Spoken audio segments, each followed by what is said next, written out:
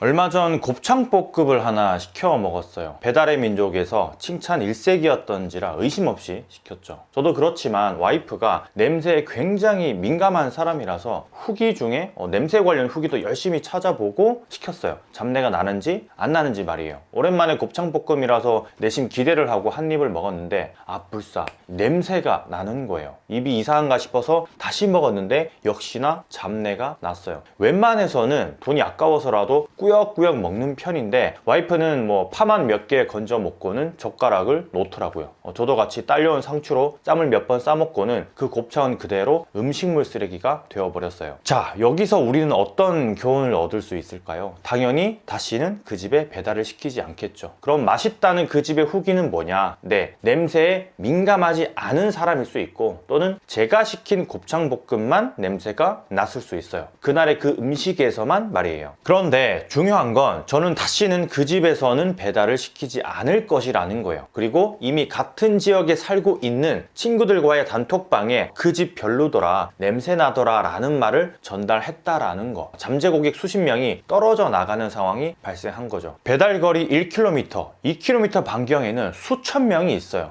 저 하나는 괜찮은 게 아니라는 말이죠. 이 말인즉 점점 더 확산된다라는 거예요. 이게 바로 부정적 바이럴이 되는 거고요. 인간은 기본적으로 좋은 것보다는 나쁜 것에 더 반응하게 되어 있어요. 예를 들면 긍정적인 뉴스 기사보다는 아주 부정적인 뉴스 기사를 사람들이 더 많이 본다라는 거예요. 저는 이 식당을 험담할 생각은 없었지만 친구들과 이야기를 나누는 과정에서 곱창 이야기가 나왔고 최근 겪었던 사례를 이야기해주면서 내 친구들이기 때문에 알려주고 싶었어요. 왜냐하면 안 좋은 경험을 했기 때문이죠. 부정적인 바이럴이 생산되는 첫 시작인 셈이에요. 이 집은 곱창이 메인이 아니었어요. 원래는 한정식을 하는 곳인데 곱창을 사이드로 하는 거였어요. 이 사이드 치고는 값이 좀 나갔는데 이 사이드 하나 때문에 나머지 7가지의 메뉴는 모두 맛이 없는 메뉴가 되어버린 거죠. 물론 각자의 입맛에는 차이가 있기 때문에 실제 객관적인 데이터로 봤을 때 냄새가 날지 안 날지는 모르겠어요. 저도 잘 몰라요. 저한테만 났을 수도 있으니까요. 그리고 맛있다, 맛없다를 평가하기도 힘들고요. 다만 이 대중적인 입맛을 맞춘다라는 건 너무나도 중요해요. 그래서 살짝 달고 살짝 간간하고 살짝 감칠맛이 있는 음식들이 더 잘 팔린다는 그런 연구 결과도 있고요.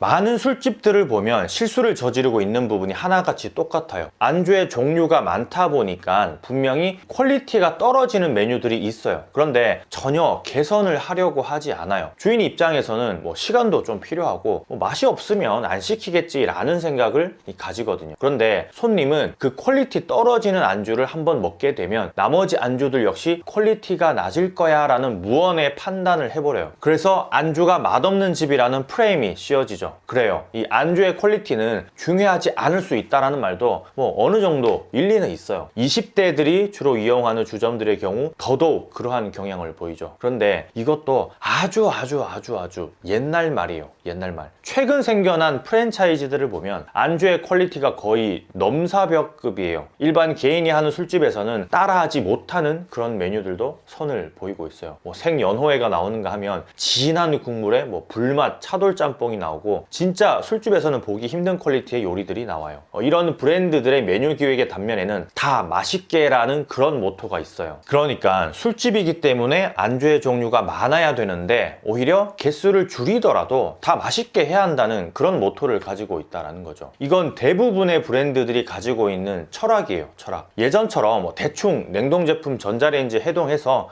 그냥 막 나가거나 그렇게 해서 나가서는 경쟁에서 밀릴 수 있다는 걸 알고 있다는 거죠. 가게도 이것과 일맥상통해요. 손님들이 가게를 판단하는 기준은 1번 외관, 그러니까 익스테리어, 파사드, 2번 메뉴 종류, 3번 맛, 4번 서비스, 5번 인기도예요. 그러니까 외관을 보고 유입이 되거나 온라인에서의 외관, 즉 온라인 파사드라고 생각하시면 돼요. 그렇게 유입이 되고 나면 메뉴 종류를 보고 맛을 보고 서비스, 인기도를 측정해요. 이미 유명한 곳인가 아니면 맛은 있는데 아직 덜 유명한 곳인가 하는 생각을 하죠. 중요한 건 우리 가게에 오는 손님에게 제발 이건 먹지 마라 하는 메뉴가 있다면 절대 안 된다라는 거예요. 뭘 시켜도 당당한 메뉴만 있어야 한다라는 거죠. 심지어 술집의 경우에 기본 안주 역시도 그런 메뉴가 있어야 된다라는 거예요. 눅눅한 강냉이와 마카로니가 아주 좋은 예가 되고요. 이유는 말씀 안 드려도 알겠죠. 모든 게 다 좋았지 좋았지만 그 하나의 메뉴에 실망을 하게 되면 다른 것도 다 별로일 거라는 그런 판단을 하게 되니까요. 사람의 첫인상 역시도 실험 결과를 통해 우리가 알 수 있잖아요. 첫인상이 좋지 않을 경우에 이걸 바꾸기 위해서는 60번을 더 만나야 한다라는 아주 유명한 말이 있죠. 그런데 식당은 딱 한 번으로 승부가 판가름 나요. 이를테면 펜싱 같은 거,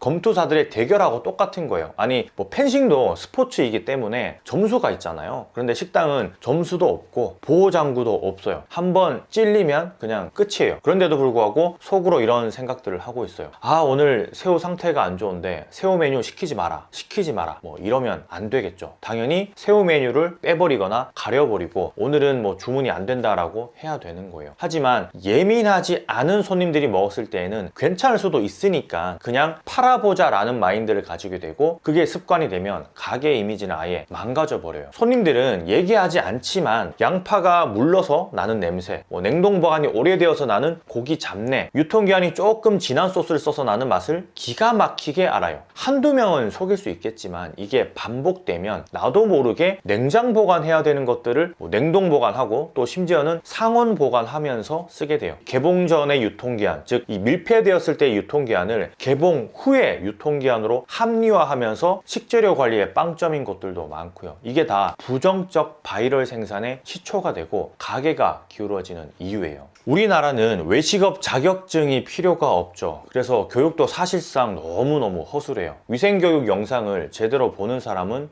거의 없어요. 식재료 관리며 운영에 있어서 가르치는 사람은 있지만 그걸 돈을 주고 배우는 사람은 없어요. 굳이 그거 안 배워도 식당은 할 수 있거든요. 그래서 자격 없는 사람들이 많이 진입하고 또 문제도 그만큼 생겨나요. 돼지뼈 해장국집에서 백숙을 팔았어요. 한여름 한철 장사를 하고 싶으셨던 것 같아요. 당연히 닭은 다 공수를 받았고 끓여서 나가기만 하면 되는 구조였죠. 그런데 맛이 아주 형편없었어요. 제가 왜 돼지뼈 해장국집에서 백숙을 시켰냐 하면 이 집 돼지뼈 해장국이 좀 질려서 저도 모르게 시킨 거였어요. 같은 가격이기도 했고요. 그런데 먹고 나서는 다음에 이 돼지뼈 해장국을 먹으러도 안 가게 되었어요. 이유는 삼계탕에 대한 너무 안 좋은 기억이 있다 보니까 그냥 저냥 먹었던 돼지뼈 해장국에 대한 미련이 없어진 거예요. 엄청나게 맛있다, 내 입맛에 딱이다, 맛집이다 라는 건 아니었거든요. 재미있는 건 저 말고도 제 주변 사람 2명이나 똑같은 이야기를 했어요. 삼계탕 먹고 나서는 그 집에 안 간다. 이유는 뭘까요? 네, 바로 팔면 안 되는 것을 팔았기 때문이에요. 돼지뼈 해장국은 완벽한 전문점 매장의 컨셉인데 여름에 더워서 장사가 안 되니까 삼계탕을 받은 거고, 그걸로 매출이 늘었는지는 모르겠지만 뼈 해장국 손님까지 잃고 있는 거였죠. 한철 장사를 하려다가 장기적으로 매출을 올려주는 손님들을 여럿 잃게 된 거예요. 차라리 삼계탕을 계속 쭉 하려면 메뉴만 딱 추가할 게 아니라 매장의 컨셉을 살짝 바꾸는 것도 나쁘지 않았을 텐데 그것까지는 생각하지 못하신 것 같았어요. 대형 마트에서는 매달 삭제하는 상품이 있어요. 매달 하는 것도 있고 매주 하는 것도 있어요. 혹은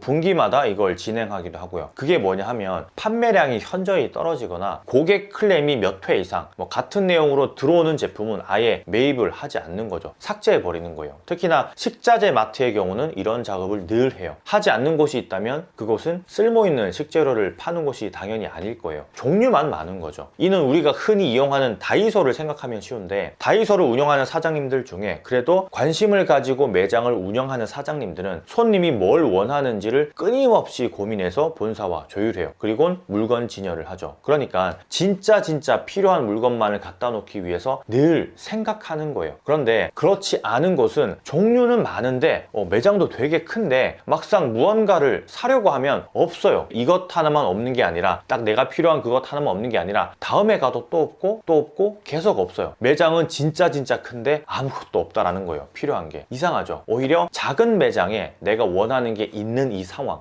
동네마다 팔리는 품목이 다르고 또 거기에 따른 클레임이 다 달라요. 자, 식자재 마트로 넘어가서 만약 중국산 냉동 쭈꾸미가 냄새가 난다라는 클레임이 여러 번 반복해서 들어오면 바로 그 제품을 없애버려요. 안 그러면 다른 냉동 쭈꾸미까지 잘 안 나가는 상황이 발생하거든요. A 브랜드, B 브랜드, C 브랜드를 가져다 놓고 테스트를 거친 뒤에 반응이 좋은 반복 구매가 일어나는 브랜드와 딜을 해서 더 싸게 대량으로 구입하는 것도 역시 진행을 하고요. 팔면 안 되는 것을 가리기 위한 사전 작업이 다 들어간다라는 거예요. 이유는 그것 하나 때문에 마트의 이미지가 달라지 많아지니까요. 요즘은 작은 마트들이 동네 곳곳에 있죠. 어떤 곳은 과일이 맛있는 마트가 있고 또 어떤 곳은 고기가 좋은 곳이 있어요. 이유가 다들 각자가 가진 거래처의 퀄리티가 달라서 그래요. 수백, 수천 곳의 생산자와 공급자들이 있는데 마트는 그런 거래처를 계속 개발하고 끊임없이 찾아내야 되거든요. 그래야 팔지 말아야 할 것들을 구분하고 이 마트의 이미지가 좋아지니까요. 유독 장사가 안 되는 마트들을 보면 이런 고민들이 없는 경우가 많아요. 이 마트 컨설턴트도 이 부분을 제일 강조하고요. 이 마진이 좋은 제품이라도 상품성이 뛰어나지 않으면 절대 팔면 안 된다. 왜? 다른 것들이 나중에는 더 안 팔릴 거니까. 우리가 팔고 있는 것에는 어떤 게 부정적 바이럴을 생성하는 것일까요?